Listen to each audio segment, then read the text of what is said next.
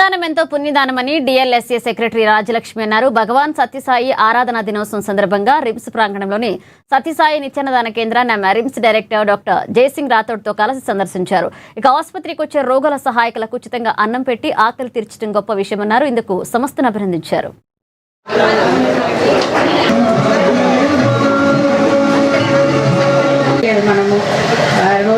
మన లైఫ్ మనం చూసుకుంటున్నాము అన్నట్టుగా ఒక ప్రశ్న వస్తూ ఉంటుంది.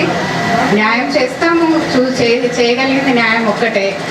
సో దేవుడు గ్రీన్ పెన్ ఇచ్చినాడు కాబట్టి ముట్టుకున్న ఫైల్కి న్యాయం చేయడం మాత్రమే నేను చేస్తూ ఉన్నాను ఇప్పటి వరకు కూడా.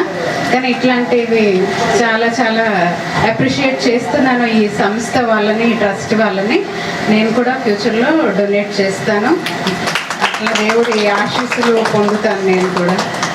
థ్యాంక్ యూ అండి. మీ అందరికీ చాలా పుణ్యము. ఇట్లాంటి వాటిల్లో పాలు పంచుకోవడానికి కూడా అవకాశం దేవుడు ఇవ్వడం అనేది చాలా గొప్ప విషయము. మళ్ళీ థ్యాంక్ యూ నన్ను ఇక్కడికి పిలిచినందుకు.